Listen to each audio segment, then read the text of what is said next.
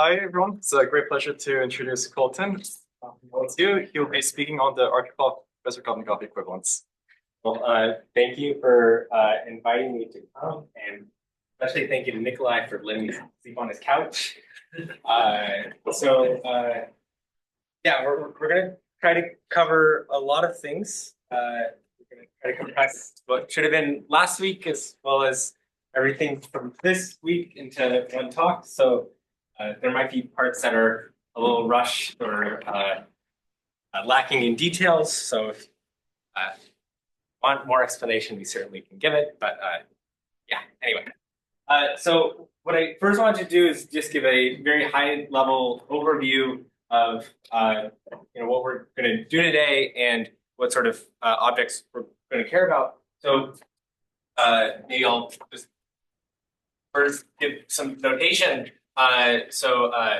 G is going to be a connective productive group, and I'm going to be, I should step on the thing, and I'm going to be pretty relaxed in what setting we're working in. So sometimes this will be over C, and sometimes it'll be over like FP bar, and we'll have some Borel sitting inside of here, and some torus,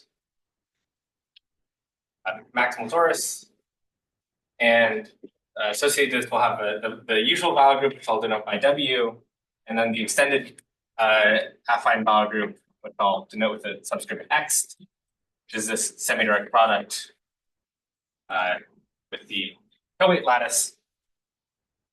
And hopefully that's all I need for the time being. Anyway, so I want to recall, hopefully, three different interpretations of the anti-spherical module for this extended affine vowel group. So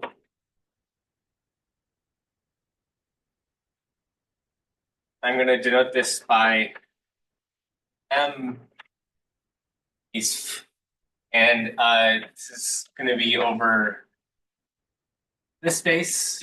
I don't want to worry too much about, I mean, this is maybe not the correct definition or correct algebra to be working with. Maybe the affine Hecke algebra would be better, but for making some things a little easier, we're just going to stick with this. This is just for motivation. So there's three different definitions I want to give of this. And I say definitions very loosely. The first is going to be perhaps the usual definition, which is it's going to be this tensor product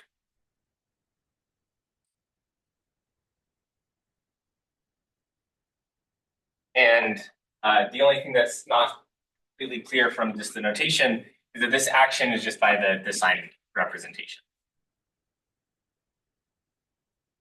The second definition that arises naturally is by the equivariant K theory so equivariant K theory on the Springer resolution.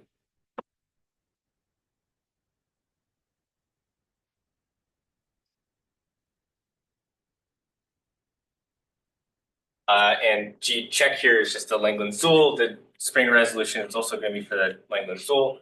And the last one, which I'm going to be the most hand-wavy about and not saying too much, is that this can be described as a sort of degeneration or specialization is probably more appropriate of the Whittaker modules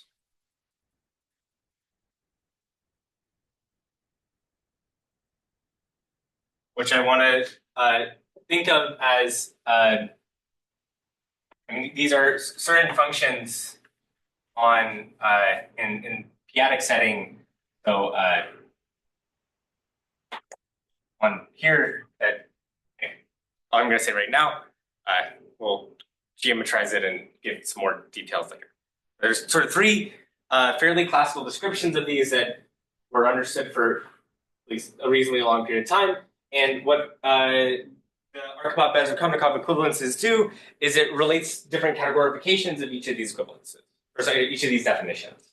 So each perspective has a sort of natural thing you can do to geometrize it, and I want to do those. So the the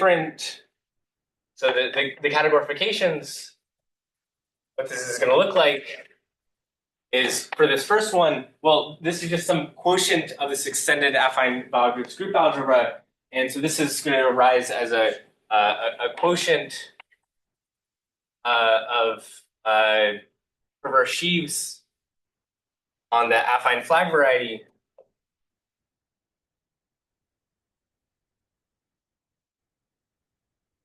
The second one is, and I guess I should give some notation for this for now.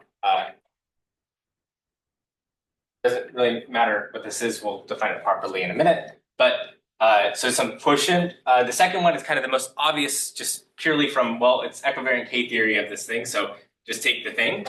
So the second one will be dvco.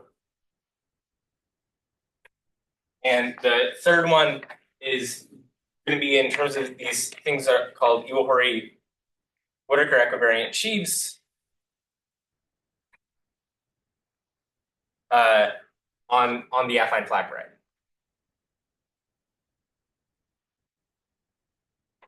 And this one I'm going to denote by P I W. And so all these, I mean, at least these two are purely just some inspiration for what we'll see, nothing precise. But the theorem of Arkhipov and Bezrukavnikov, which I'm going to abbreviate as AB because we will probably write it a lot, is that these can be viewed as, I mean, they're all equivalent in the sense that you take the dvco finger resolution, there's going to be an equivalence to dB of a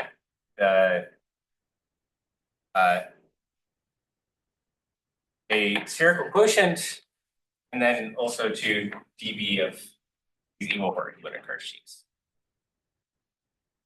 And I'll say verbally sort of the plan of attack with doing this. So, I mean, first step, there's a lot of things that I wrote that don't have a definition yet. So we'll have to spend a lot of time just explaining, you know, what this is, what this is. The sort of first part, the goal will be to actually just construct the functor that takes you from dbco to the anti-spherical Hecke category. And this is perhaps the most interesting part because it's a very clever way of doing it. And this will require us to take an aside to talking about central sheaves and Wakimoto sheaves, which we didn't get to talk about last week. And then the sort of second component will be to build the functor here. And this composite will be easy to prove. Well, easy to prove that's an equivalence once we have it constructed. And then this part follows mostly just from facts that we'll gather along the way. Okay, so any questions before we actually get into some math? Okay, so what I want to do first is to explain what a central sheaf is. And before that, we need to explain what, well, we should probably get some motivation for, like, where does this even come from? And so some p-adic motivation.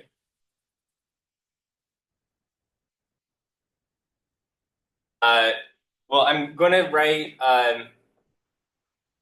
G of F for the p-adic group. So F here is just going to be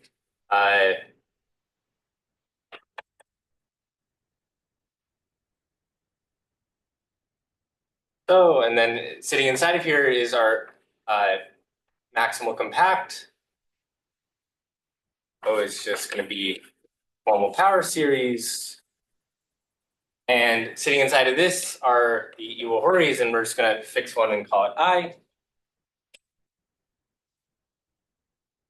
And there's a map that takes you from compactly supported locally constant functions on GF, which are I equivariant on both sides, I invariant on both sides, and it takes you to GO equivariant on the left and I equivariant on the right. And this is just given by integrating over G of O. So it takes a function here and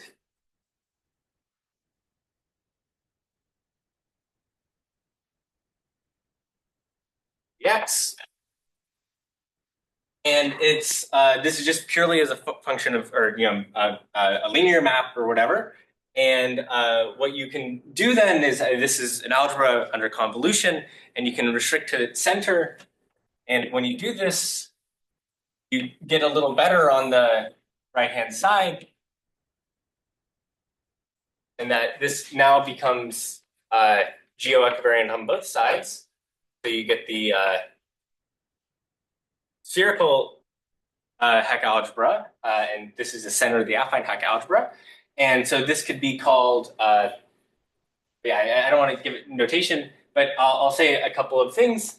This is actually an algebra map.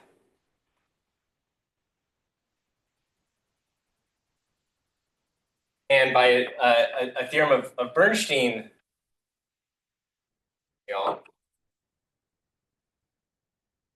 this is an isomorphism of algebras.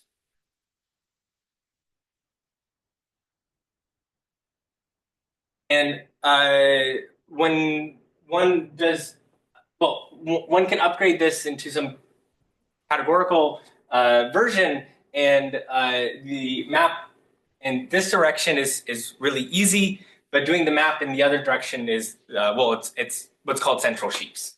So Gatesbury gave a geometric categorification of the inverse of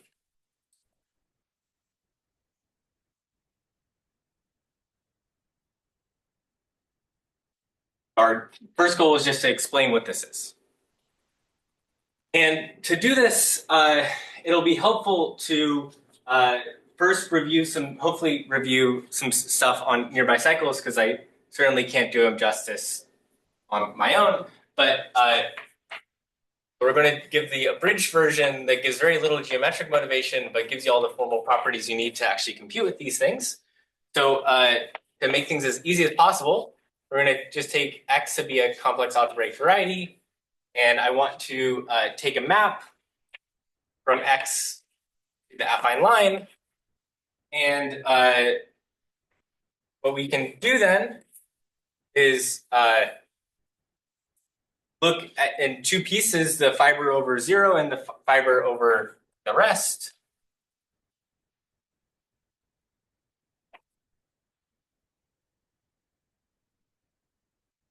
Oh, sorry. 0, x of x, I, j. Sorry, this is Sx. This is x of x. This is over gm. And we also have, because we're working with complex algebraic varieties, we have an exponential map that is not algebraic, but we can still kind of treat it as it is. And we can consider just like a purely like set theoretic fiber product here, where we just pull back. This has an analytic topology and all that good stuff, but that's what it is. And so what nearby cycles does is it gives us a way of moving from the sort of generic fiber here to the special one. So what we have is a functor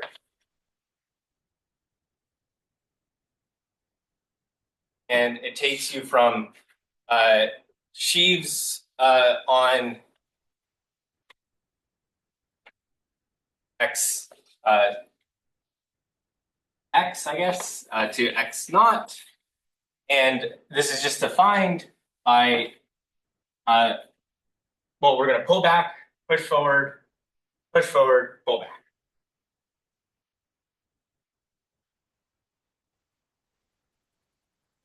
I already got these wrong.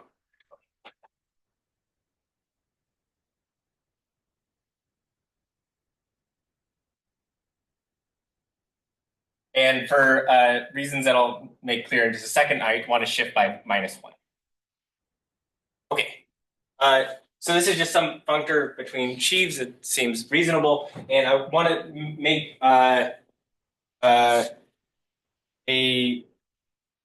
yeah, and this is what we'll denote by psi sub f, and this is called nearby cycles for f. And so, of course, it really crucially depends on f and how that looks.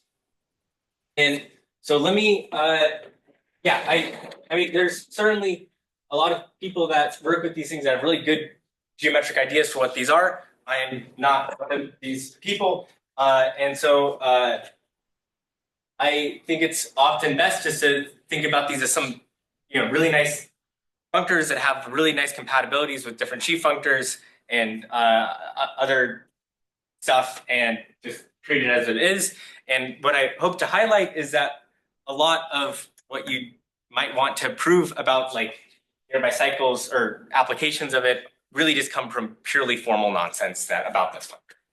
So the I guess the proposition, which they're so old I don't even know who to attribute this to, is, well, first it's something that's maybe silly, but is that this actually takes constructible complexes to constructible complexes. This is actually non-obvious because we use the exponential map in defining it. And so this is not like an algebraic map, but nonetheless, this does ring true. It's also perverse T exact. And this is where that shift by -1 is coming in handy, just so we can make that pullback T exact. And it also commutes with smooth pullback. And I don't want to spend time writing out what this exactly means, but more or less write a smooth morphism between, say, some y and x, draw some diagrams, and you'll figure it out if you just look at it. Similarly, this commutes with proper push forward.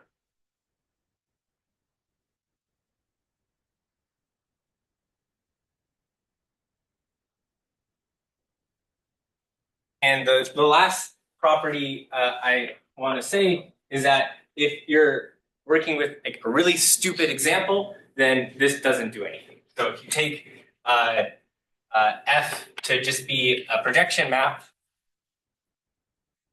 maybe I should call this Y below the notation. So this is just projection, and you look at the nearby cycles.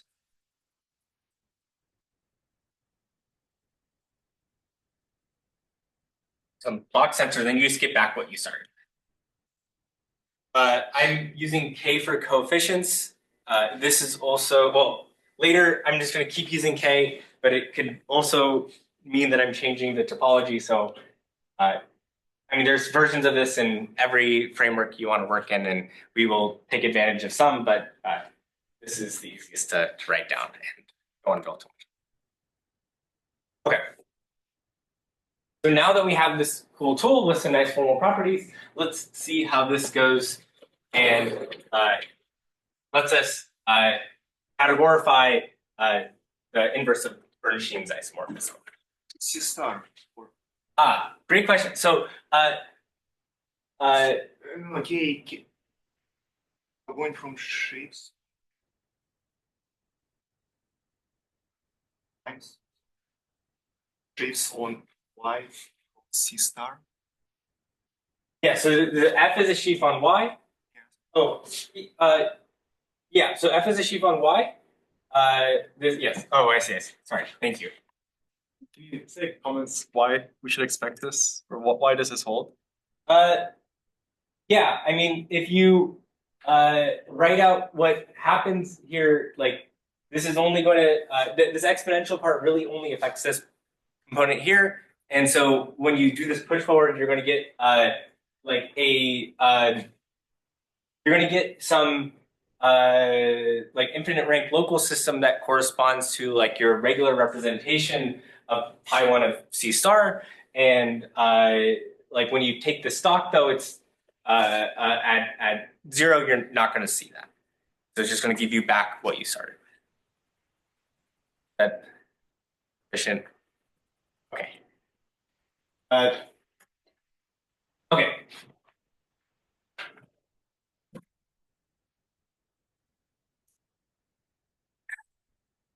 So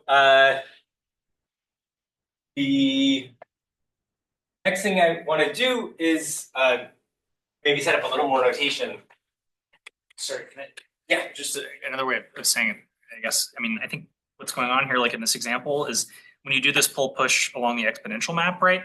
You're sort of, instead of the constant sheaf on C cross, now you'll have the direct image of the constant sheaf on C along the exponential map. And when you do this I upper star J lower star operation by kind of like some version of the contraction principle, it's the same as sort of taking cohomology, right, over C cross. And so the point of this pull push along the exponential map is instead of picking up a copy of cohomology of C cross, you just get scalars. And so it exactly kills that kind of H1 of C cross. Yeah. Okay, so this, I guess the next will is apply this to give us something here. And so I need to set up a little more notation. I'm going to have to say this a lot of times. So this is going to be our loop group. L plus G is our positive loop group. And I guess I, again, is just the Iwahori. We'll fix. And there's a couple of, well, yeah, we're also going to have this affine Grossmanian. I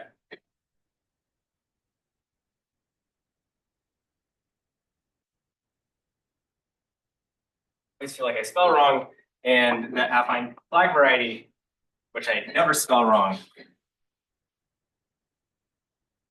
I mean, I'll say words what these are. If you have somehow not seen these, this is going to be loop group quotient by positive loop group FPVF sheafification. This is loop group modulo Iwahori FPVF sheafification.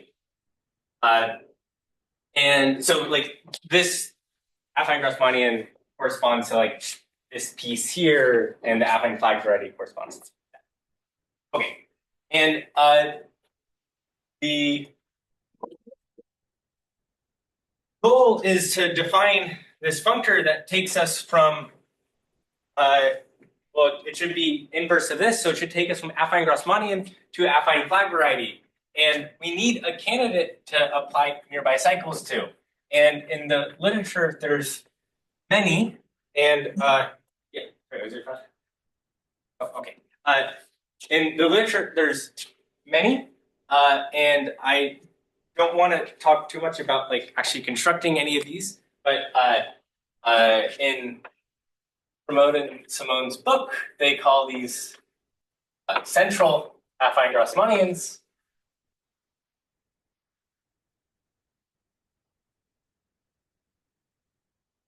And I will state what we want them to have, and then I might say a couple words about how you actually go about constructing this. So this should be an in scheme over the affine line. And when you look at the sort of generic fiber, it's going to just look like it's going to look just like the affine Grossmanian. Affine Grossmanian crossed with GM. And this map will just be projection onto GM. And then if we look at point, just say like 0, this is going to look like the affine flag variety. and this is our Ij. So it should more or less be, it should just be an in scheme that behaves like this. And to say a few words about like how you construct this, well, you can write both the affine flag variety and affine Grassmannian as like a solution to certain moduli problem. And for defining this, then you just need to define it in terms of like some data that you're classifying. So in this case, it's going to be like a point on the affine line, some choice of like, or some G bundles, and then some like trivialization. And the trivialization should take you between the trivializations that give you the affine Grassmannian and the affine flag variety. But yeah, in the literature, there's a lot of these. This is like Gatescory didn't originally use this one. It had an extra like, G mod B here or something. I should copy the usual flag variety. And there's yeah, lots of other ones that get used in other contexts and so on. This is all we're going to use. And so I'm just going to call this F. And and we're going to define a functor, suggestively calling it Z. And this is going to take you from sheaves on the affine Grassmannian to sheaves on the affine flag variety. Here I'm always going to write C to indicate constructible, just so it's clear with constructible, coherent, and all that. And all this is it takes our sheaf here and applies nearby cycles.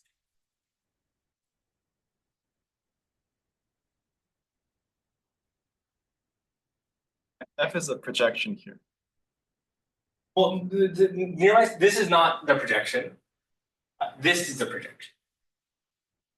So yes, I mean I know what you're leading me to, and yeah. So the which I'll state in a second and go back to your remark.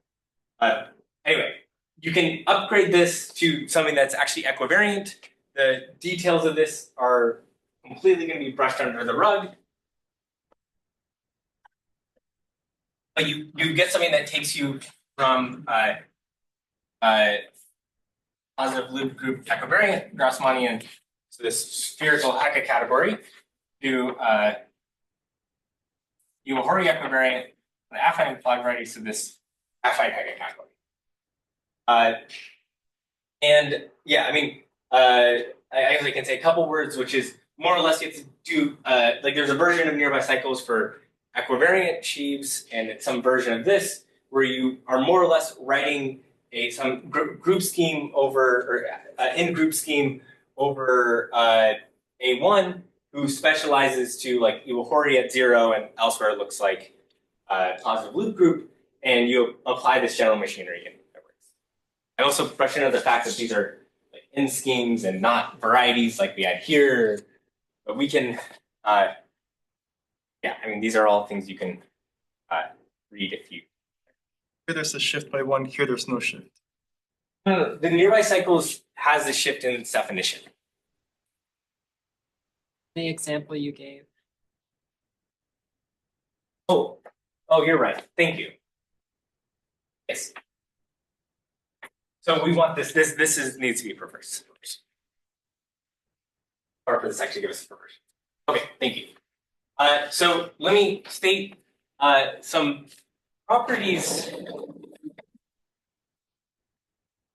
and I may even give a highlight or an idea of how to prove one. So theorem of Gatescory is well, D is perverse to exact. This I should say this is Gatescory's central functor.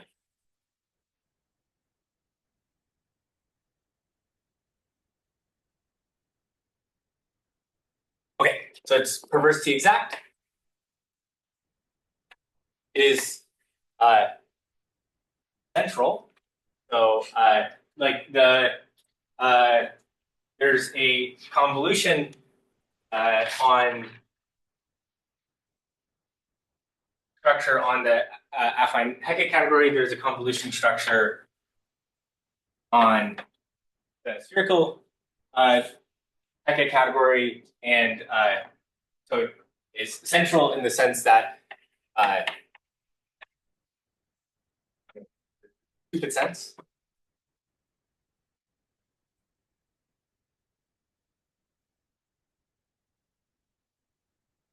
It is also another thing. I should make sure actually I have all my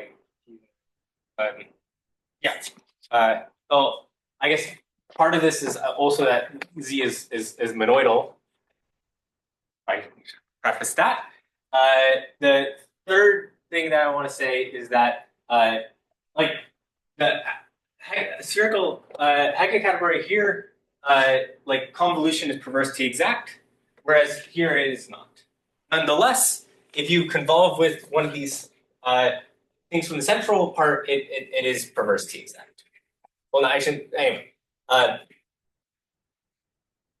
so this is perverse if F and G are perverse in their appropriate categories. And the last thing is fulfilling. I guess I don't know. Aha. Okay, so I said that the goal was to categorify the inverse, and indeed, this is, sort of looks the same, but is this actually behaving like an inverse? And yes, and what I mean by this is, if you look at this projection, which takes you from the affine flag variety, so this is the affine Grassmannian. This is some G mod B torsor, and G mod, and what you get is that if you, this is sort of categorifying the original map, and if we plug this in, we get back what we started. So it behaves like we expect. And like all of these more or less follow from properties of nearby cycles that we wrote here. It's and like for instance, this one is obvious from the fact that nearby cycles is perverse to exact.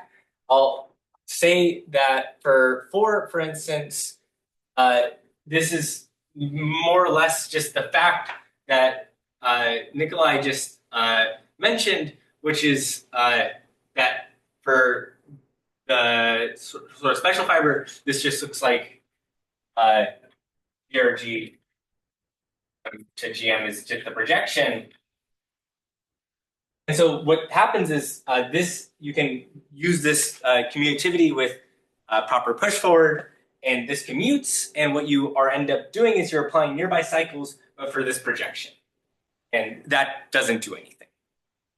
So it just follows from proposition 1, 4,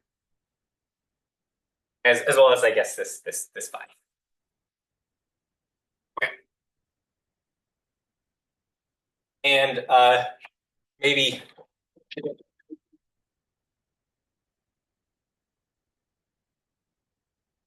Well, the image of these things are what we're going to call central sheaves.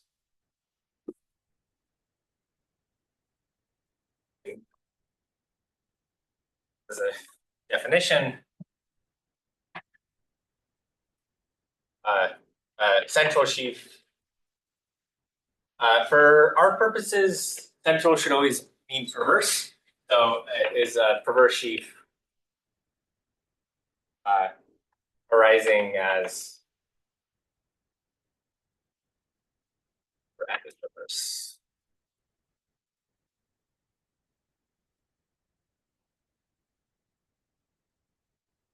Okay, and I think that's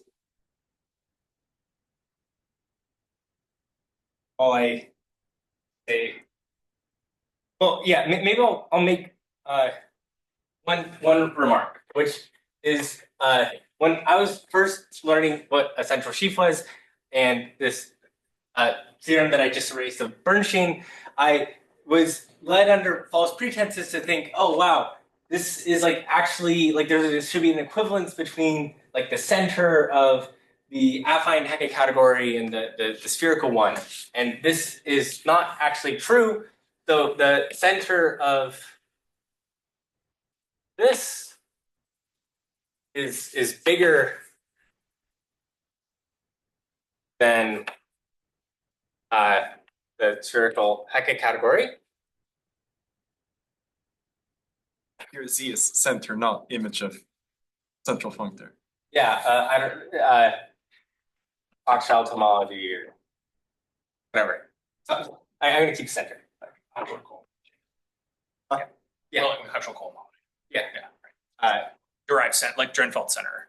Not the derived version of it. I mean, I think derived center is what you should like. Drenfeld centers don't behave well with triangulated categories. Yeah. I mean it in like the correct derived sense. Yeah. So anyway, this is one remark, and two, this is not really a remark, but it fits well into this space here, which is I want to recall geometric Satake, and this gives us an equivalence between monoidal categories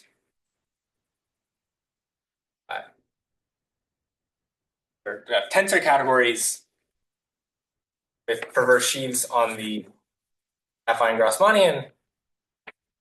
And so an abusive notation that I will commonly do if I get lazy is I will commonly refer to Z as the composition of this with geometric Satake. I'll try not to, but anyway. Okay. Wait, is the center of the Hecke category equal to the image of the central functor? I mean, like the central image, like so there is an equivalence. Like, yeah, I mean, this is like fully faithful or whatever, right? It's probably not fully faithful at the derived level, right? Doesn't that? Oh, yeah, That's kind of the problem with one here, right? Like, I mean, you get like it's just yeah. Anyway, because it is an isomorphism on Grothendieck groups, which is the Bernstein statement, right? But it's derived as located. yeah. Also, like I don't know. I at one point, someone told me what the like automorphic side should look like for the center, and I've since forgotten. I know on the spectral side, this is like supposed to be like coherent sheaves on commuting stack of something. Anyway, there's like a paper of Benz v. Nadler Pregel, I think, that talks about this. Anyway, it's a fun remark. So can you say a little bit more about where the central structure comes from? Yeah. So for perverse sheaves, you can do this mostly by, I mean, you have to introduce sort of a new geometric object to handle like this sort of, I mean, it's like iterated central affine Grassmannian, I think is how they Promote and Simone phrase it. And what it, I mean, morally, like this convolution is just pushed forward with some box sensor, right? And so you have to do this commutativity relation and check that they tend to match. It's kind of, is it morally kind of similar to the way you construct the commutativity constraint in geometric Satake, like using this kind of fusion operation or something like this? I don't exactly recall. Remember, but yeah, I'll, like also like yeah. So I funny anecdote because I think we're okay on time right now, which is that like if you read Gatescore's original paper on these things, it's all done in perverse sheaves, which I don't know, like reading his papers now seems humorous.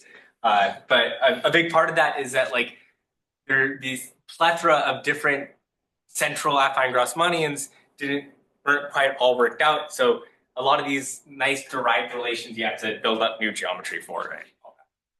Okay. So let me in the last little bit before the break briefly talk about Wakimoto sheaves.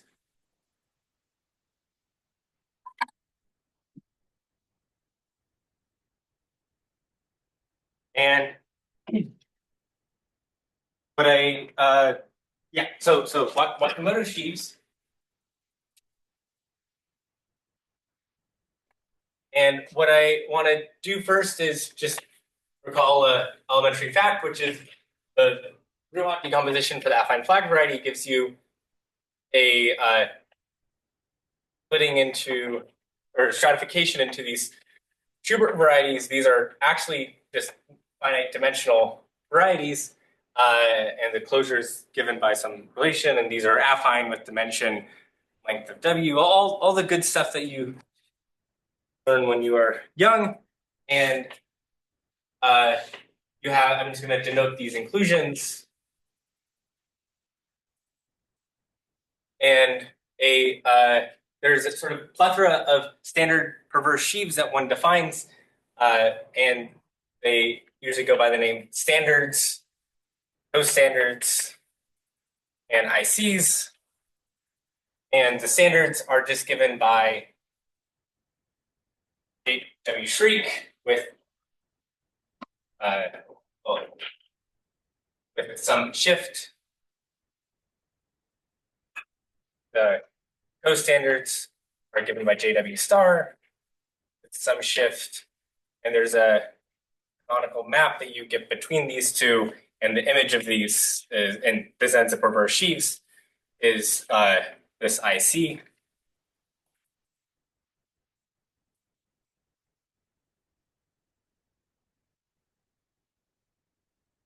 These are all these are perverse sheaves. They're also I-equivariant in sort of any sense you look at it. And they have certain relations that come from just convolution. So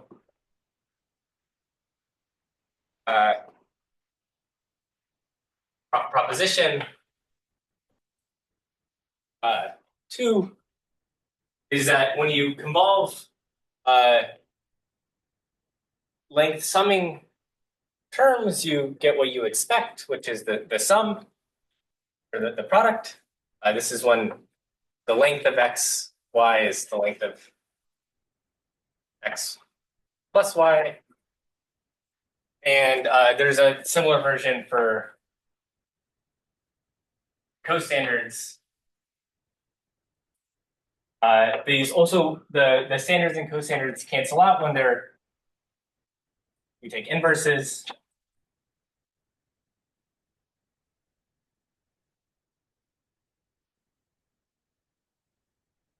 And the last thing that I want to mention is that if you convolve a standard with a co-standard, you get perversion. Always. So, like I mentioned before, like these convolutions don't always preserve perverse t-exactness. Just take a simple reflection and convolve with itself, no longer perverse. But if you, like in some cases it does, and these are nice cases that are worth looking at. And what I can do now is define these Wakimoto sheaves, which will be given by certain convolutions of standards and co-standards. So definition, or pseudo definition, but if you have some co-weight, we can write it as a difference of dominant co-weights. And we can define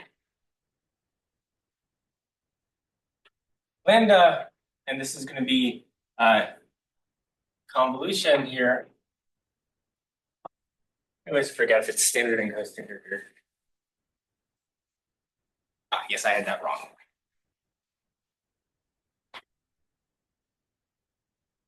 Okay. So by fact 3, this is perverse, or Wakimoto perverse sheaves. And well, this is a very bad definition in some ways because I wrote something that depends on a choice and on this side, right, and on this side, but thankfully there's a proposition that apparently is unpublished, I think, with Markovich, but it's like very standard and I guess is in Ramon and Simone's book. And it says that, well, one, these are independent of choice of lambda 1 and lambda 2. And the second part of this is that these actually behave quite well with respect to convolution in that they add together. And hopefully that's. Oh, and I guess one last fact is that these are supported on the closure. Oh, and I guess also I should say that like here I'm writing lambda in the co-weight lattice, and we're just viewing that as an element of the extended atom. Okay, so these Wakimoto perverse sheaves are well defined. They are quite nice with convolution, and they kind of like have some sort of centrality with respect to each other. That's nice. Made the mistake of doing first standard convolved with co-standard. Did it still satisfy these properties?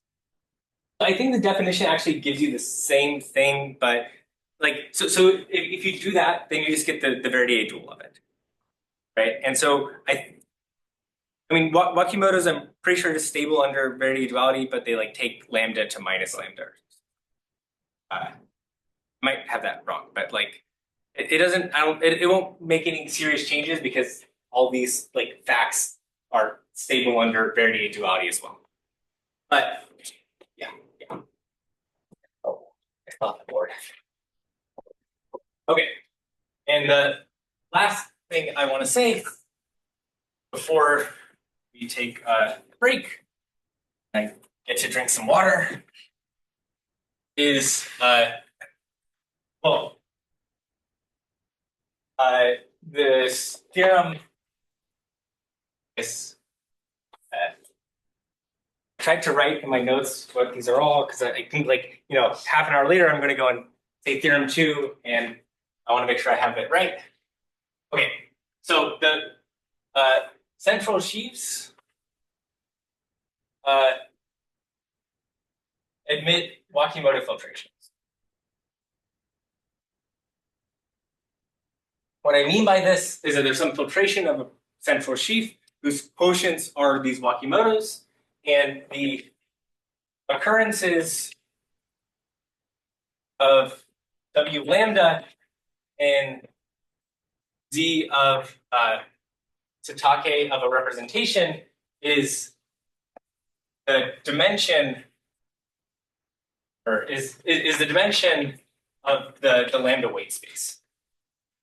So in particular, this filtration is not unique in any way, but the number of multiplicities in which these W lambdas occur is.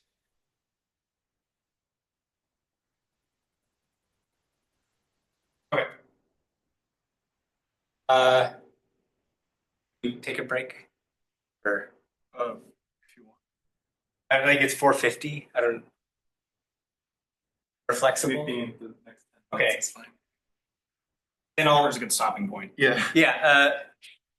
Well, the next, I'll give one definition really quick that kind of wraps up this Wakimoto stuff, and then we can take a break because then we can go to the coherent side. Okay. So this is as notation / definition. And the first one is so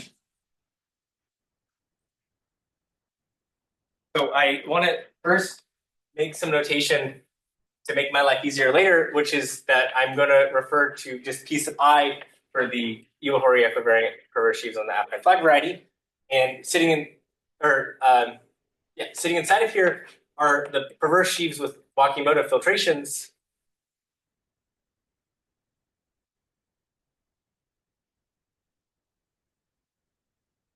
And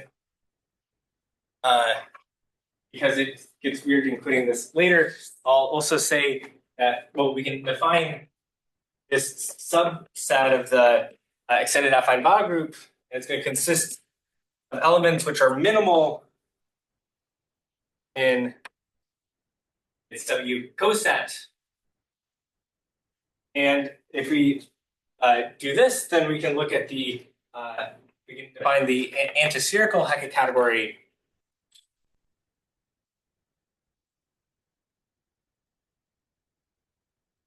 This is PI, and this is just the quotient, a Serre quotient of PI by these ICWs where W is not in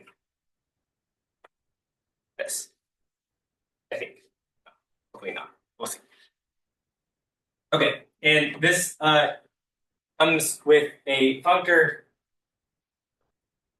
from the Iwahori equivariant to the aspherical, just the quotient functor, all that good stuff. And one last thing I wish to say, which maybe I won't even pick up that board. So what is FWX? W minimal in what? So it's, yeah, maybe W is bad for the little. So we can look at this coset of all like W multiples in X, all W multiples of X, and we can look at the minimal element in there. And if that's the same as what we started with, we're good. And it's in the set. If it's not, then it's not. Okay. And the last thing I want to mention, which is about this Wakimoto thing, is that these Wakimoto sheaves are stable under convolution. Right, these sheaves with Wakimoto filtrations are stable under convolution. So, and perverse sheaves on that affine flag variety, not T-exact, but if we restricted this part there. Okay, and we can take a break. Let's resume at 5 past.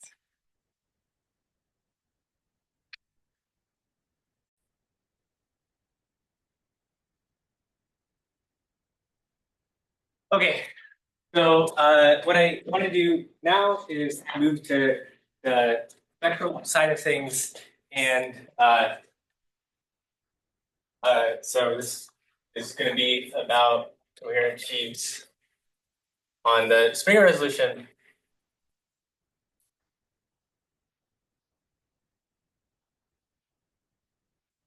And well, first I should clarify some notation I used before, which is this N is going to be the nilpotent cone of G check.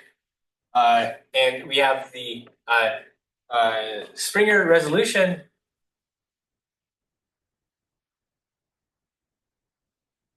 And there's two maps that one considers. One is to the flag variety, and one is to the nilpotent cone. So it is a resolution of the nilpotent cone, as the name suggests, but it's also a vector bundle over the flag variety. So a vector bundle over the flag variety with fiber, the nil radical of the unipotent. Maybe check theirs. And in this way, one can actually construct that, or one can easily show that this is a subbundle of just the dual Lie algebra with the flag. And the structure of it as a vector bundle, well, it gives us some convenient objects to work with. So we can look at line bundles on G hat on the flag variety. These are just parameterized by these co-weights from before, or I guess here they're weights, but anyway, I'll say co-weights. And this can produce a line bundle just by pulling back along P, a line bundle on the Springer resolution, and they play the same thing. There's some useful classes of things. And I want to view these as, I guess, being coherent sheaves, equivariant coherent sheaves on the Springer. The other class of coherent sheaves that are worth mentioning are the ones coming from the fact that if you have any G-check representation, you can just view it as a object of coherent sheaves, equivariant coherent sheaves, by just tensoring it with the structure sheaf. So we have if you have B and G check, you can just look at this is a equivariant coherent sheaf as well. Okay, and with this in hand, I can say that, like, more or less, these are the only two things you have to care about if you just care about equivariant coherent sheaves on Milton cone, even at the derived sense. And the way to make that precise is that DB-co is generated as a triangulated category by either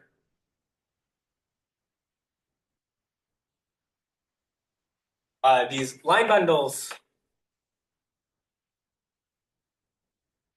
where lambda ranges through the whole co-weight lattice, or just the line bundles, the positive part, as long as we tensor with the other G hat reps or G check reps. Dominant part.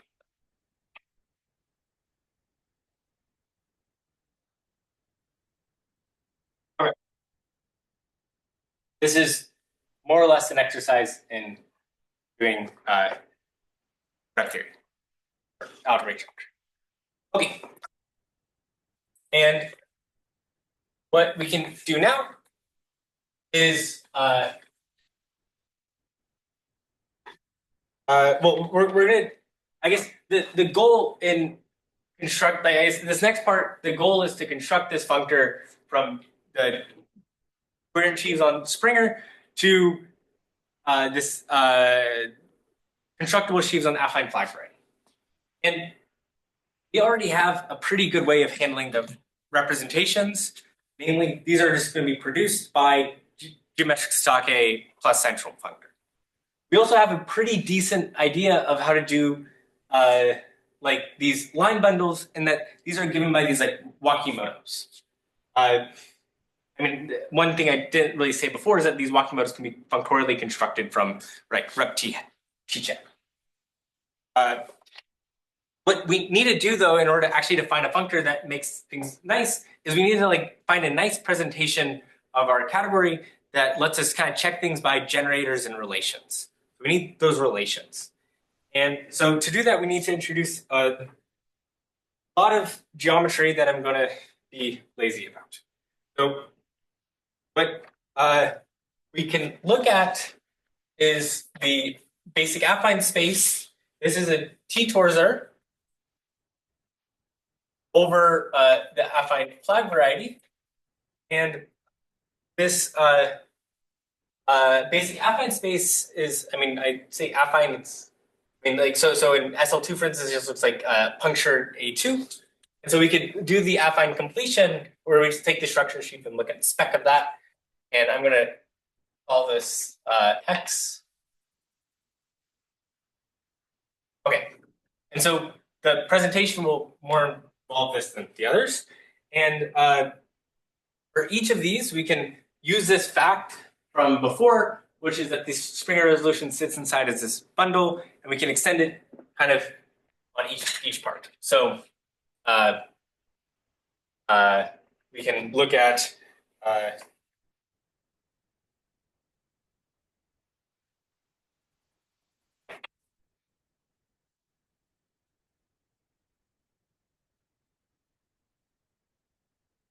so I'm going to denote n hat for just the pullback here, and then via some infinitesimal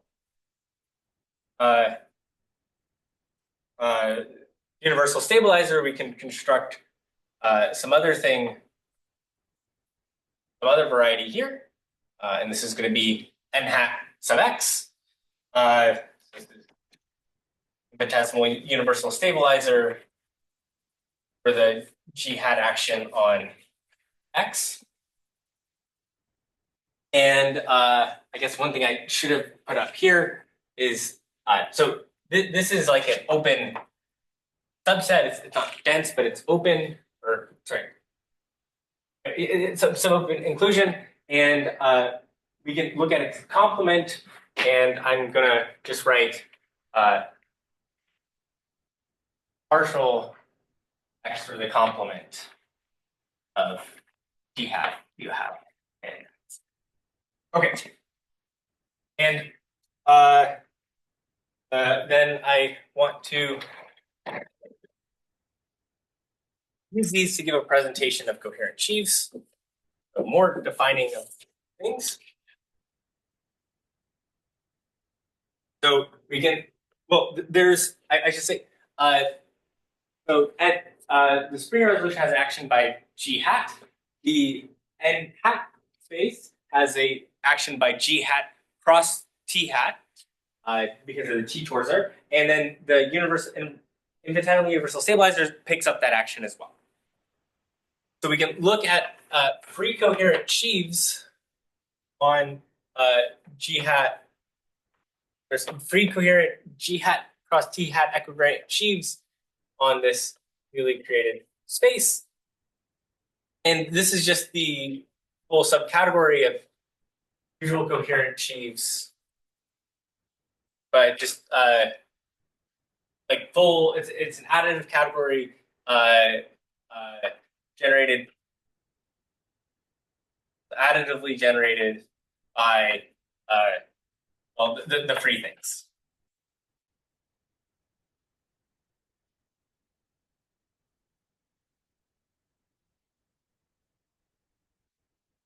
Sorry, can you say again how you defined the n hat x? Is I mean the general procedure is called infinitesimal universal stabilizers.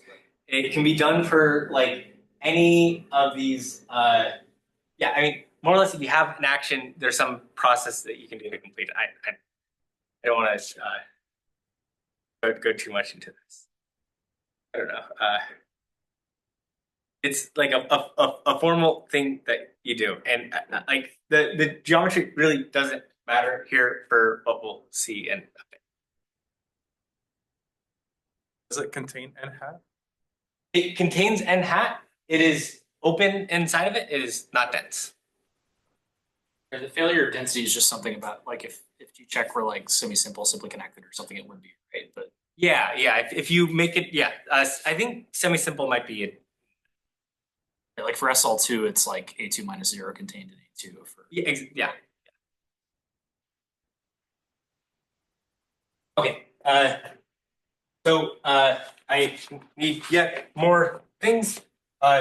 So I want to look at the bounded homotopy category of these three objects. And I want to restrict to the ones who vanish on the pullback of partial x. So this is going to be a full subcategory of the usual one.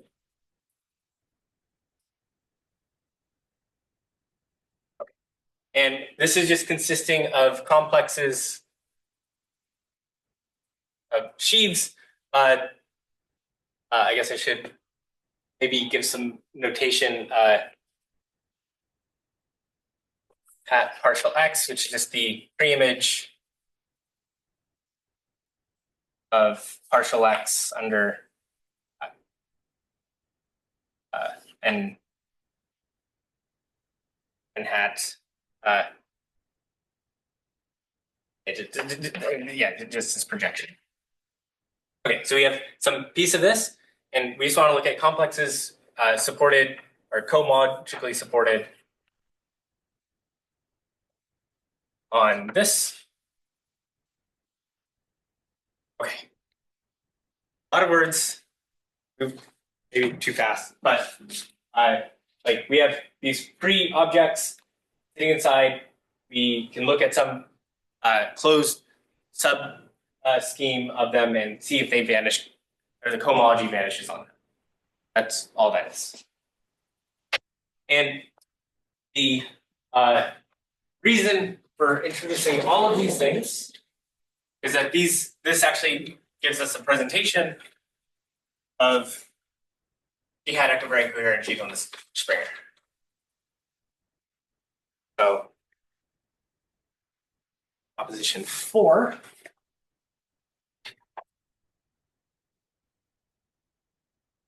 Proposition 4 is that there exists a functor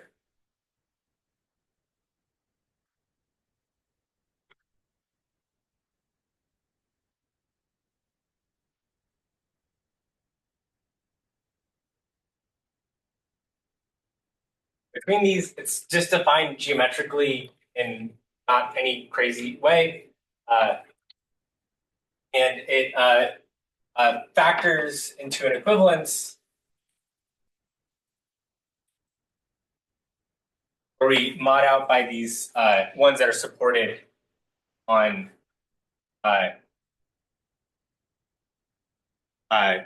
partial.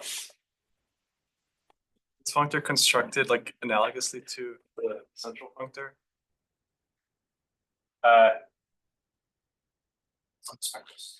Yeah, it's on the spectral side, so it's almost done completely like just understanding right representation theory. Like the yeah. It's more or less like looking at on sheaves on the Springer, like there's when you pose these equivariance constraints, like there's not like if you yeah,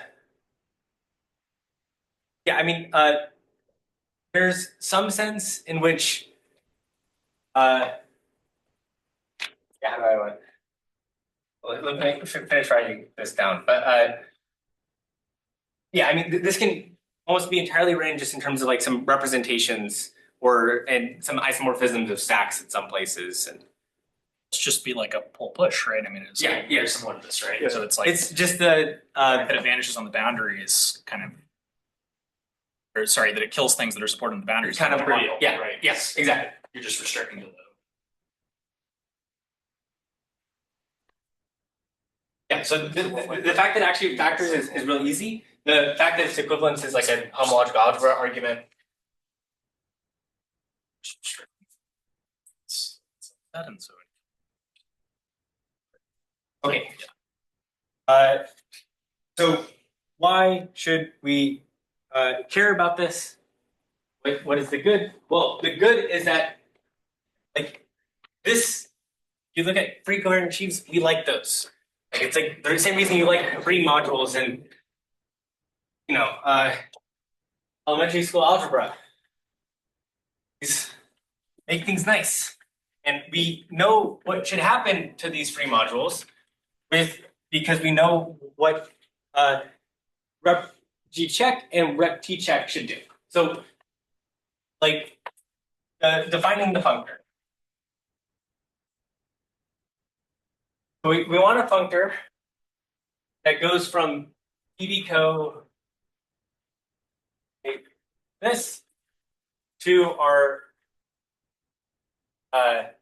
dB of these Iwahori equivariant perverse sheaves on the library. I want to emphasize that this is different than the bounded derived category of Iwahori equivariant or sheaves on the flag variety. This is like there's a functor here that we'll frequently look at, but these are non-equivalents. Anyway. Sorry, what was the first category? So yeah, PI is perverse sheaves, and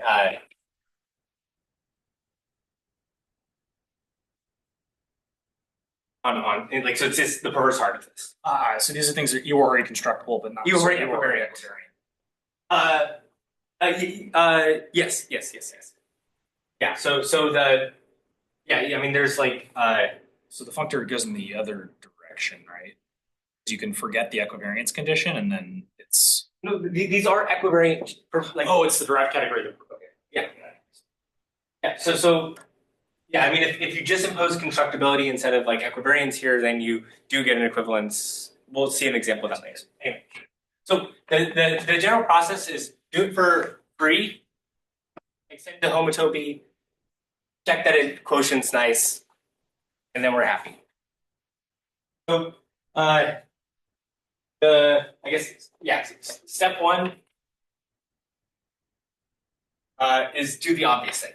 So we have F1 going from rep G check plus T check to I'm going to restrict this a little more just to the ones with Wakimoto filtrations. And what it does is it takes a representation of G check, just a like one-dimensional rep parameterized by a co-weight, and it is going to map it to the central sheaf of Satake of V convolved with the Wakimoto, and the remark is that this is well defined, i.e., it actually lives here because of I wrote lemma 1 and theorem 2 in my notes, so hopefully that's actually coincided with what I've written so far. It's just the fact that convolution preserves Wakimoto, and I don't know. Yes, and then these have a Wakimoto filtration. Okay, it's not clear that this is actually a functor. So to make F1 is functorial because of this remark I said earlier, which is that you can make a functorial construction of Wakimotos. This is not hard or anything. And the last remark is that this is actually monoidal. And this is really easy to do. It's effectively the fact that when you convolve Wakimotos, they commute with each other. And when you convolve centrals, they also commute. Which is all these facts about gate squared central functor and Wakimotos that we've discussed so far. Okay. Step 2. Extend to the free things.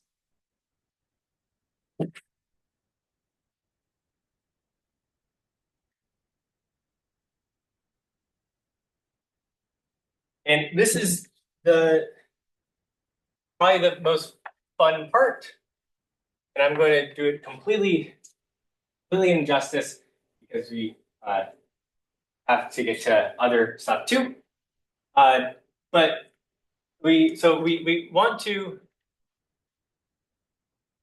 extend F1 to some F2, which takes coherent things, the free coherence,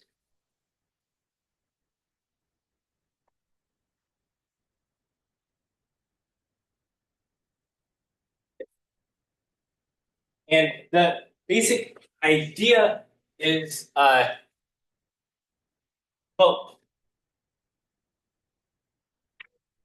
we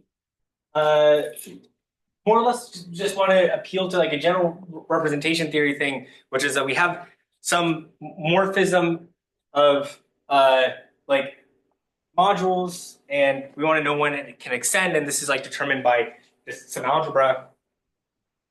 So what I will say is that so sitting inside of here is some subcategory that is not full, but is monoidal in here. And the reason we want to do this is that this is symmetric, whereas this is not. And so we can restrict to something that's small, and then we can use a Tannakian type formalism to relate this with some pre-modules, G-check equivariant free modules for some G-check algebra. This is constructed just by like the usual way that these things are for like purpose sheaves. Like you just look at like X groups and so the substance then is like we have a map that goes F1 goes here, and it's just tensoring. Like it takes something here and it just tensors with A. Really easy, and we want to know, when does this extend? And the data of such an extension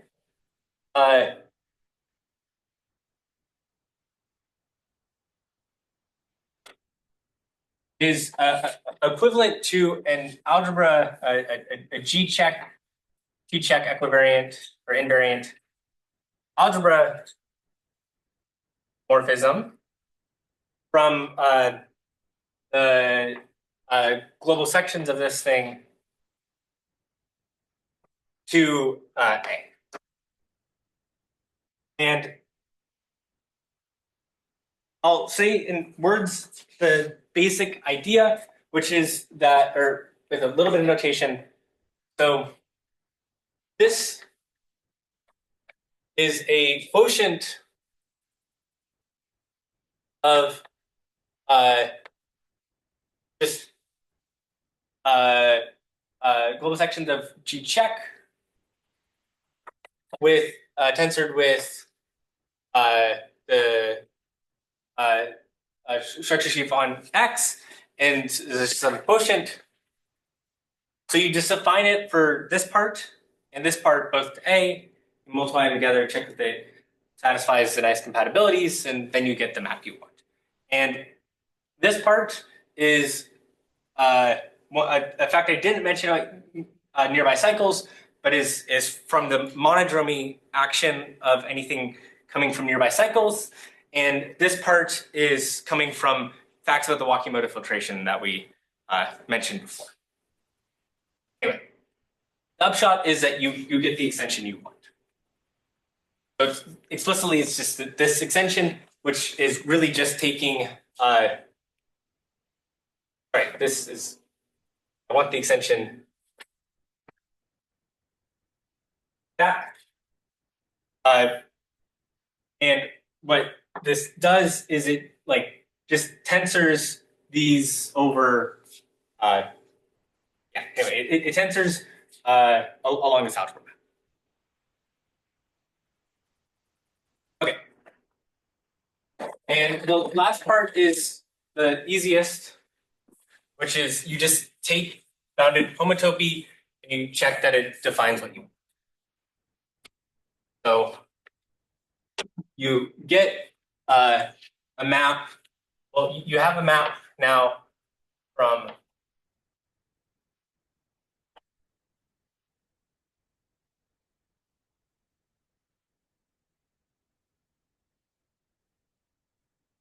to maybe PI Wakimoto, and this has a map to DBPI,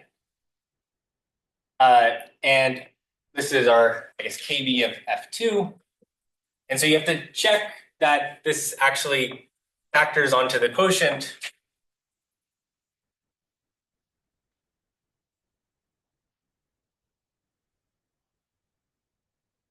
Over here, which means it just sends the complexes that are set theoretically supported on partial x to acyclic complexes here.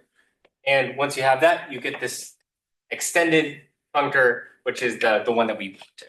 This is this. And so it's really mostly a like this part is mostly an exercise in homological algebra and not anything crazy. But the upshot is that you have a functor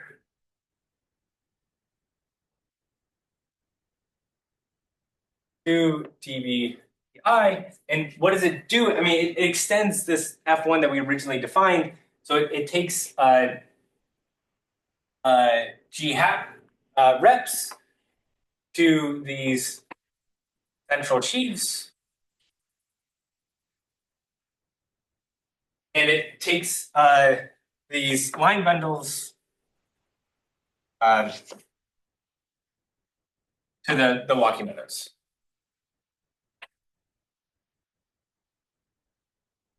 The basic idea of like what it should do is relatively simple. It's just explain what it does here, and then it's using this presentation as a quotient to really make this machinery work.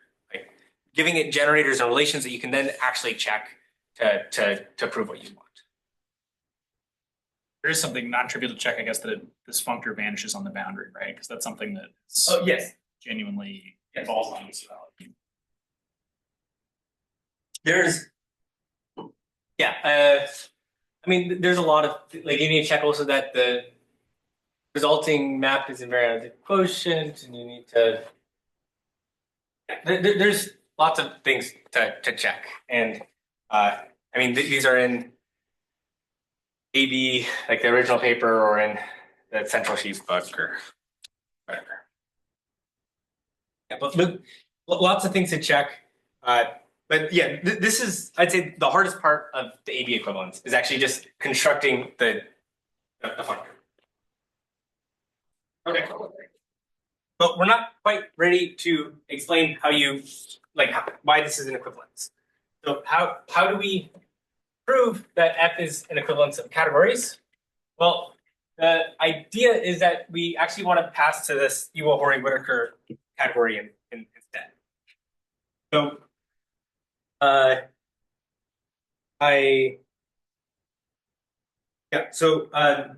what we had before, so we have this category that I defined earlier, this aspherical Hecke category, which is given by taking I-equivariant perverse sheaves on the Phi variety and modding out by certain ICs.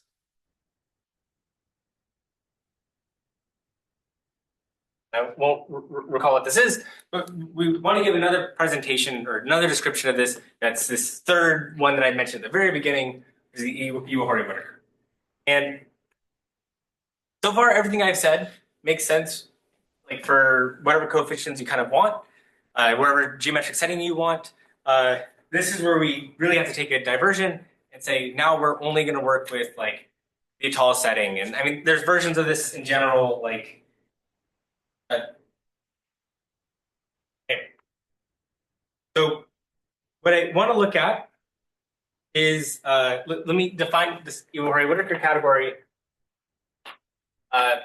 So we have this opposite Iwahori. It has a pro-unipotent radical. This is, I mean, you should think this is just inverse of the opposite. I guess sorry, plus Iwahori should be opposite of the negative Burrell, so I want this to be positive Burrell. This is just where evaluation takes you from the group to G. Evaluating the loops at 0. L plus G. Thank you. Yeah, it's already. Anyway, we have this. we can project this onto U plus, look at its quotient by the derived part, and then by choosing some pinnings, we get that this is isomorphic to some product of additive groups, and then we can sum this with GA, and this whole composition is some non-degenerate character. Okay, and then we can look at so the Iwahori-Whittaker category, which depends on this choice of pinnings that we're going to ignore, is what we get by looking at IU minus equivariant sheaves, but instead of respect to the usual like constant sheaf equivariance, I want this to be with respect to this pullback of the Rn Schreier on the affine flag rank.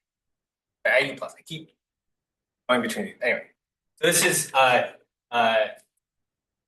IU plus a star of Rn Schreier equivariant sheaves on affine flag.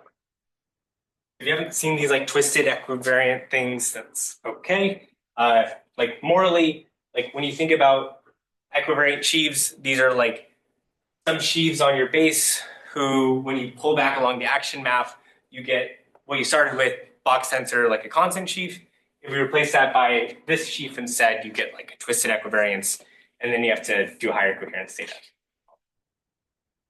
Okay, and I am going to make this notation a little cleaner and just write this as dBIW on the flag variety. And this, because this is just loop group mod I, this has a right action by the affine Hecke. Okay.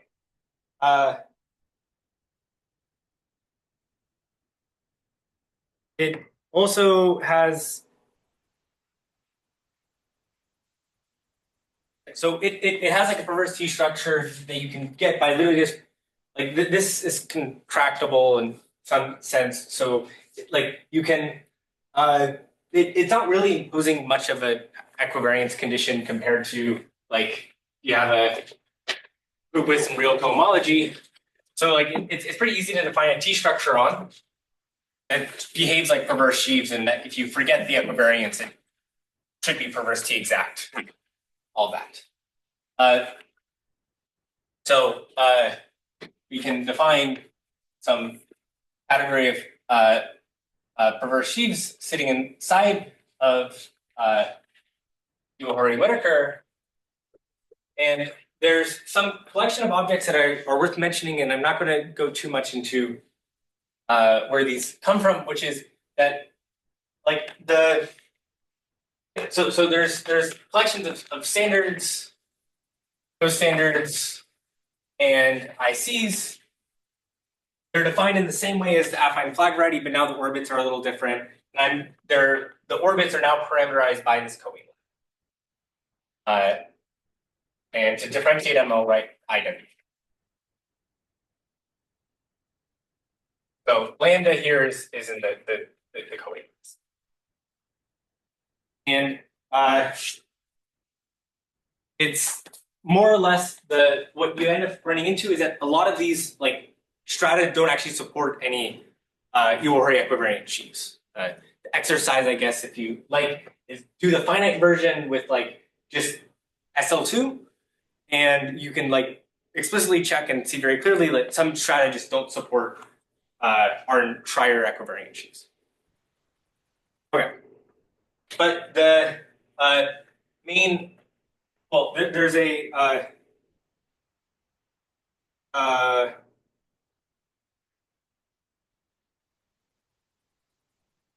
yeah. So let me say a general fact, which is that this is a highest weight category in the then there's the highest weight category with weight set x hat. So it means it has like a usual set of standards, co-standards, simples, but also that it has like tilting. So that's really the key takeaway from this is that there exist tilting objects for each weight. These are indecomposable perverse sheaves, Iwahori-Whittaker perverse sheaves that by tilting, this is new, this means that it has a filtration with some quotient standards, and it has a filtration by quotients costandards. That's all. Okay. And the last thing I want to say about the Iwahori-Whittaker side is that we can actually go between, well, there's an averaging functor that takes us from Iwahori-Equivariant to these Iwahori-Whittaker. So this is quite easy to define. So we have something that goes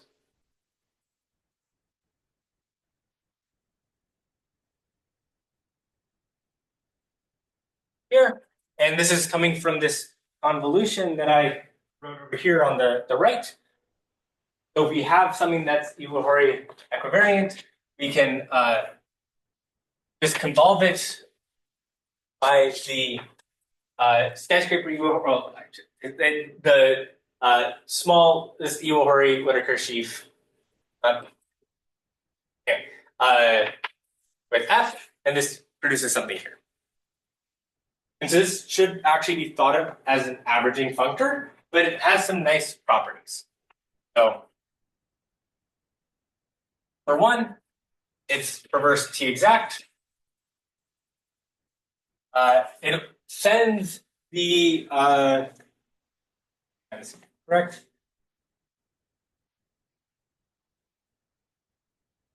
Yeah, so it sends the central sheaves to tiltings. So it takes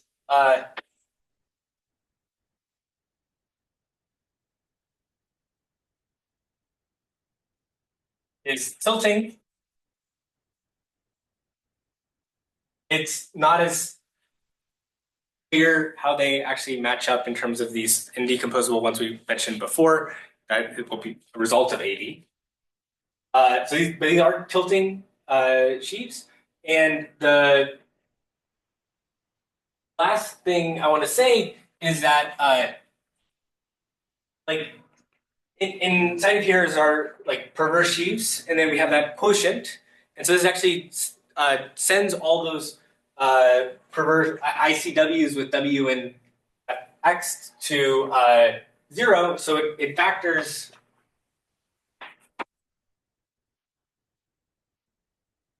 into a functor from the aspherical category to reverse sheaves Iwahori-Whittaker, which I think I could put it somewhere right all the way up.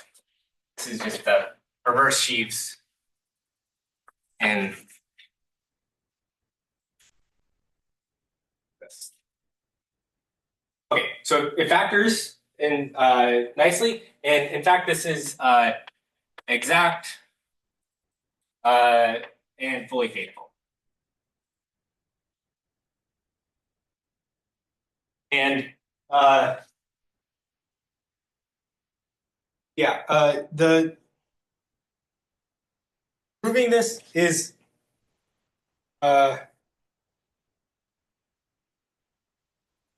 so proving that it's like exact and fully faithful are properties that you get by this is not too bad. It's mostly homological algebra with understanding how averaging of Iwahori-Whittaker behaves with respect to the standards and co-standards, and it's mostly geometry. The tilting part is like genuinely a real pain. You have to do these reductions where you say, okay, well, what does it do to tensor products of representations? And you check that it actually, if that it's more or less monoidal in the sense that if you have like two representations that get sent to tilting, then the product will also get sent to tilting. Then you have to check that this works for sufficiently small tiltings. And there's two cases of doing this. One is not too bad, and the other is really bad. Or so tedious, like it's just really, really, really tedious. But we have the result nonetheless. What does averaging do to like standards and co-standards? Yeah, good question. So averaging Iwahori-Whittaker, the co-standard is going to be the same as the standard formula here. So this is going to go and map to delta lambda Iwahori-Whittaker, where like WW is equal to some WW lambda. Or this W lambda is the yeah, so I guess yeah, so this X hat can be identified with this set from before. And what is happening here is that we have a lambda mapping to some W lambda. And so that's where this is coming from. So it looks at the coset for W and it picks out the minimal thing. And that answer your question? Cosine is the same. Okay. So in the last 10 minutes, I want to recap briefly because I've been going a little fast and for the sake of time. So I want to briefly recap what all pieces we've assembled and then explain in a few words how you actually extract the ABA equivalence. So I guess we can state the proper version of the ABA equivalence now. And do IC go to IC? So if yes. It kills the non-minimal Yes, ICs, right? And it sends the minimal thing. Yeah, so like this property like is like natural. So when you do it to an IC, like it's just the image of something like it's this functor is exact, right? So like ICs are just the image of this map from the deltas to the nablas and Yeah, sorry. Either 0 or IC. yeah. Yeah, I mean yeah. Okay, so the theorem is that we have so there are equivalences, and on the one side we have sheaves on Springer. We define this map F, which goes to the boundary graph category of Iwahori-Whittaker perverse sheaves. This we can then apply Iwahori-Whittaker averaging to get over here. And one thing I didn't mention, but shouldn't be too hard to convince yourself, is that some sort of Bellingson's theorem applies in the Iwahori-Whittaker setting because of the contractibility of IU minus, IU plus. And we get that this actually like realizes. I mean, this is essentially the same data as this highest weight category business. And that this is like the full derived category, unlike this one. So these are all equivalent. And the basic idea is like we want to really just look at this composite or this composite and prove it. And we already know that this is fully faithful thanks to this remark. So that is enough to also prove that. And so I'll call this F sub IW, and Sorry, should the one in the middle be the anti-spherical? oh Yeah. yes, thank you. Yeah, that is very different category. Okay.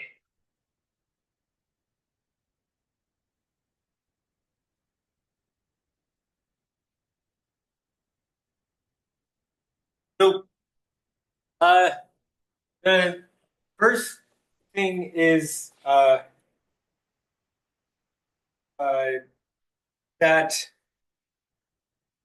I want to say, well, yeah, sorry. I should say put some of the objects, like what happens to some objects here that you can just kind of trace by definition. So the first is if you take a representation of G check, then this is going to map to the Iwahori-Whittaker averaging of these centrals, and so these are tilting.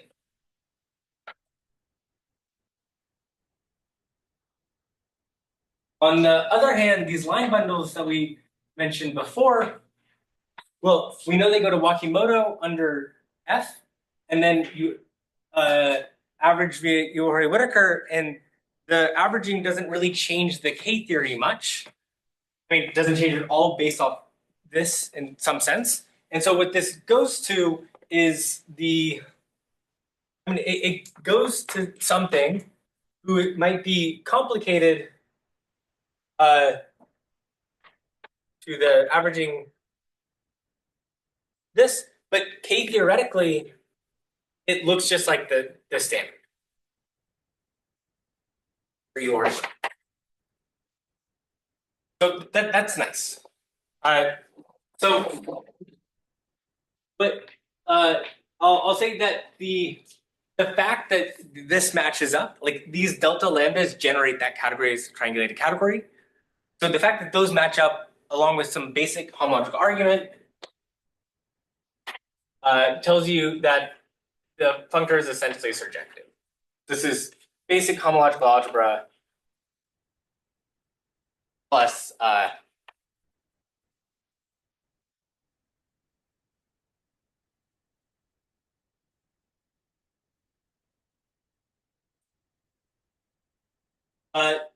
faithful is also not very hard, and we're going to skip. It is I kind of stopped with writing things down for this last part because I abridged my notes, but it's like showing that the F functor was faithful is rather easy. And then the averaging of Iwahori-Whittaker we know is faithful. So this is combination of F faithful and averaging of Iwahori-Whittaker. The real substance that one needs to check is, and I say substance loosely because a lot of the work is practically all done just by constructing the functor. But the real substance is checking that this is actually full. And by using some sort of 5 lemma type argument, it suffices to look at just a couple of objects. So make sure I have this correct. We want to check that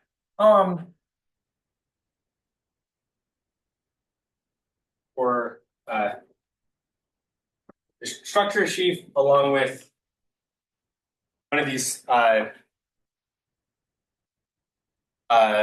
bundle tensor with the representation. And now we need to care about derived stuff, so we should add a shift. So this should be essentially surjective, and this, as we saw, just it just maps to the Iwahori-Whittaker for 0, and this will map to. Let's write it down.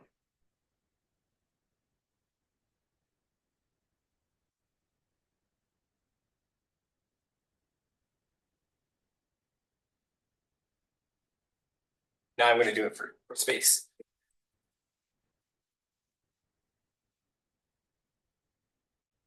Okay, so just write down what these objects are under the maps.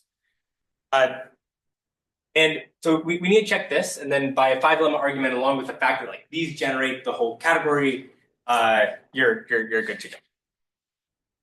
And I think this is a pretty satisfying thing to check. And the reason why it's satisfying is this side is just some representation theory computation. And this side ends up being technically some geometry computation involving these like Merkovich-Villenin cycles, but really is all the same. And we already have like, I mean, it is yeah, so let me first look at the left-hand side of this.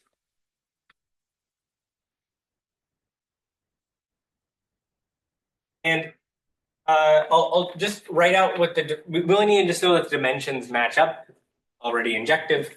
So the this is just going to be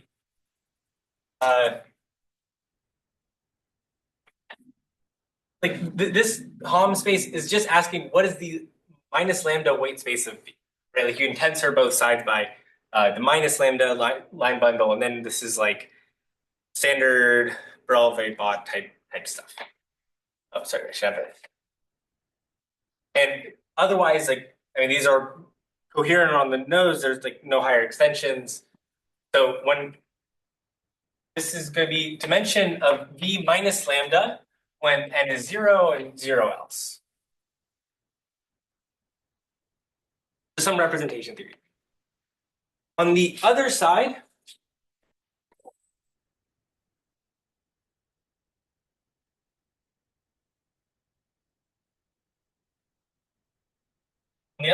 you have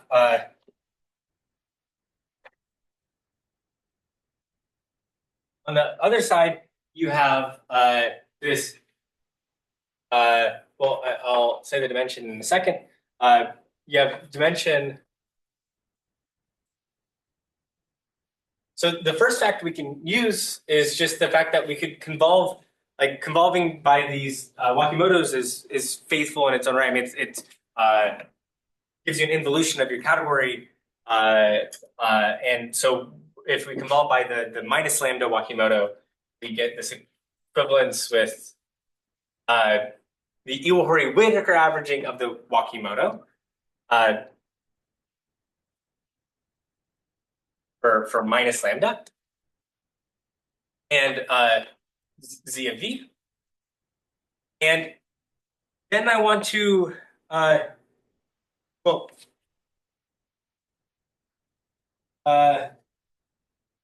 then I want to appeal to this fact. Oh, I guess I have an end. Okay, then I want to morally appeal to this fact that I said before, which is that these Wakimotos are, and the averaging of them are theoretically just these standards. And that's technically not enough because we're now working in the derived level. But the way that you actually prove that is by showing that these Wakimotos restrict on the strata to like the constant sheaf. And so you can construct an isomorphism here with the with this. I mean, this is not like these are not the same, but the Homs are the same. Okay. And then if you recall, I guess okay.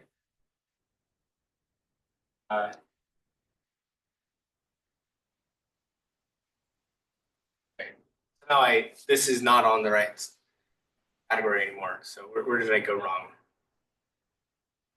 I guess this should be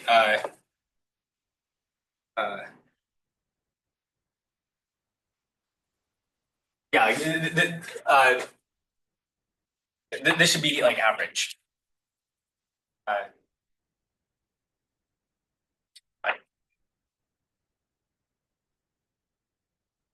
It doesn't really make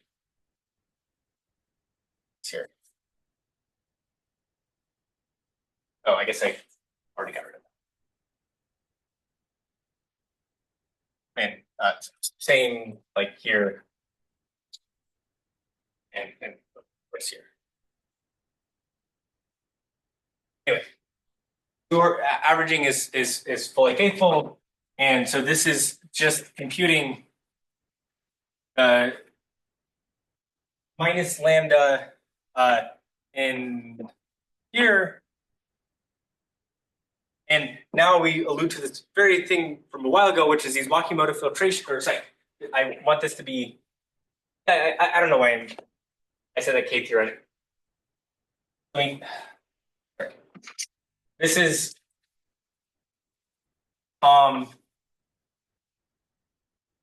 V of V if by n. And now we appeal to this fact about the Wakimoto filtrations for the central sheaves. These are just given by the minus lambda weight spaces. So the dimension of this is equal to dimension of V minus lambda, n is 0 and 0 otherwise, and that doesn't. So like the content of like really proving it is a fairly routine argument on this side, just representation theory, and this side there's like some hidden stuff built in, but it's a lot just based on these Wakimoto filtrations of these central sheaves.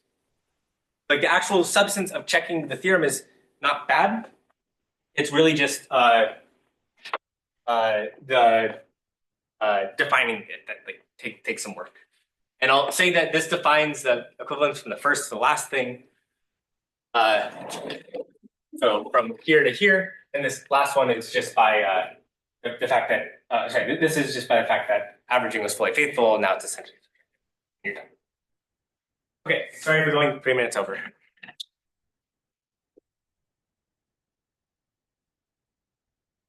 there any questions for Colton?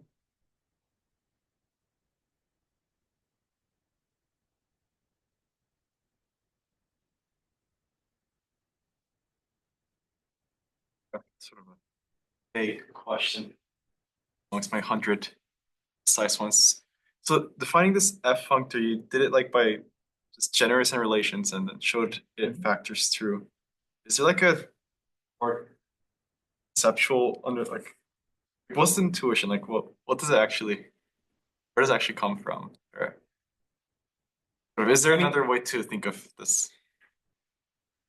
I'm sure the answer is yes, and it'll be discussed in terms of factorization algebras in a few weeks. Okay. But I think like this sort of equivalences are very common in these Langlands duality sort of stories, in which ultimately, like the geometry here is like very different than the geometry here, and you can't expect there to be anything geometrically defined. Like the foundations of this equivalence are done using geometric Zatake, which is a purely formal, Tanakian thing.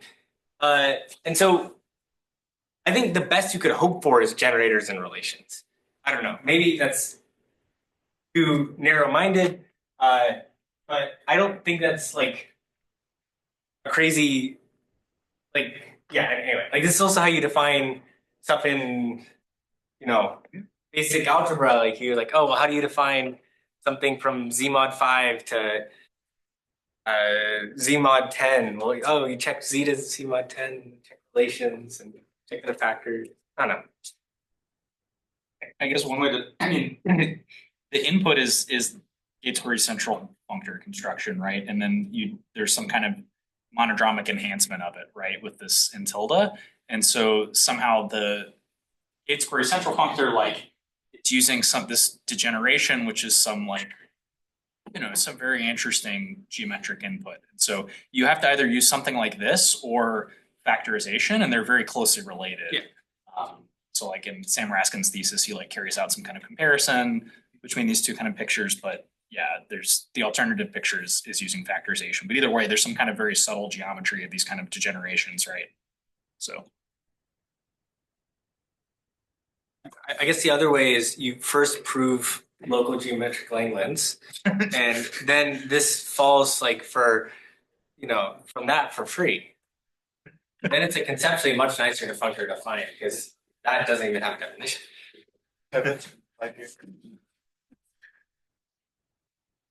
I'll talk to you in 5 years. All right. Well, let's thank our speaker again.